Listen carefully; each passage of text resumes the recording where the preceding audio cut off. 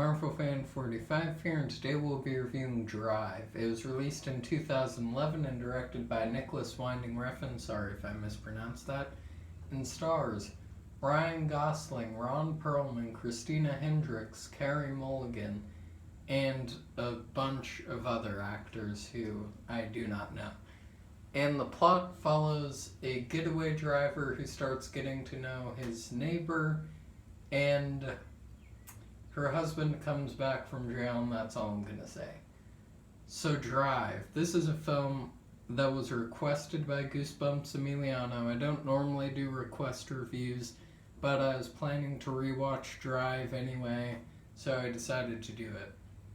The Drive. I saw this film a year ago. I wasn't big into artsy films back then, and so I just thought it was a good film. Now rewatching it, it's made it into my favorite films. It's not high up in my favorite films, but it's in there. It's a masterful film. I mean, everything. The direction, the acting, the cinematography, the soundtrack. I mean, the elevator scene alone gets it a 10 out of 10. But Drive. Before we even get into the review, this film is highly recommended. If you have not seen Drive somehow, go watch Drive. But yeah, the film is just amazing. So starting with the acting, everyone is great, but Ryan Gosling is the standout. I mean, the second the husband gets back from jail, and you see the look in his eyes, he's just angry. To the point in the elevator scene where he just lets it all out.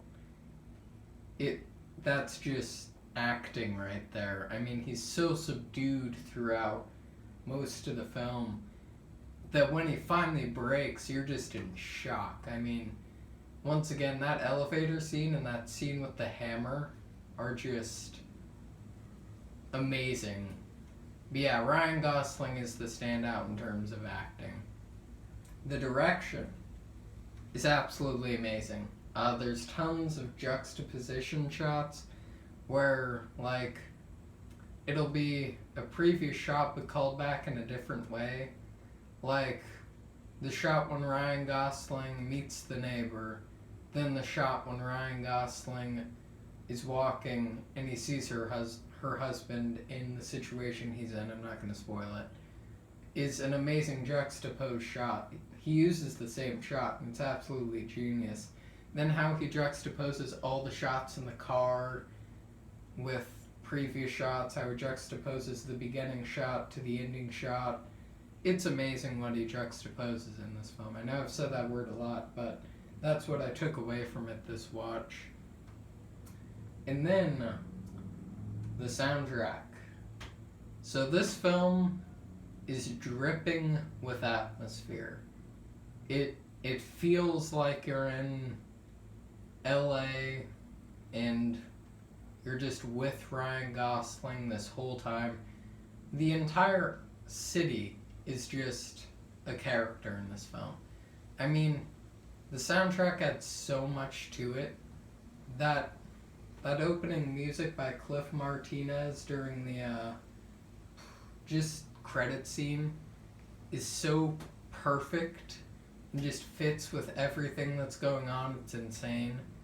Then there's the music during the hammer scene. That's my favorite scene of the whole film. Well, it's between the hammer scene and the elevator scene.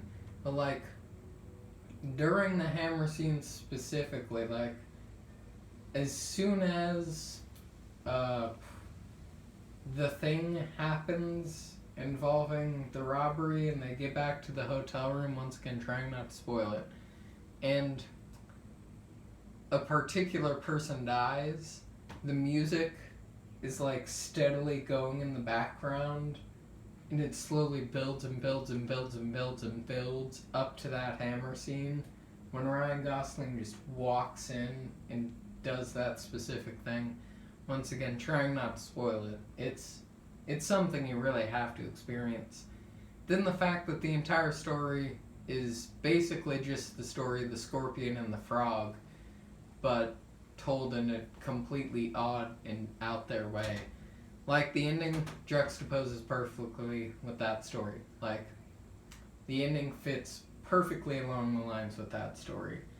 Now, there's definitely some other symbolism that I missed, but this time I just got that it was the scorpion and the frog story done just a bit more large scale, I guess you could say. Because the ending, once again, juxtaposes perfectly. But yeah, everything about this film is perfection.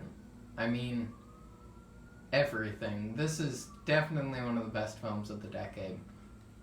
I would not say it's my favorite film of the decade, but where would it be? It's probably maybe a number 10. It's not my favorite though. But yeah, this film is a masterpiece. I mean, it takes everything cinema is and just does it to perfection. So yeah. Oh yeah, and there's definitely some symbolism I missed. Again, I'd recommend just looking up some analyses on YouTube. But yeah. That's the review for Drive. Stay safe, stay quarantined, and have a good day.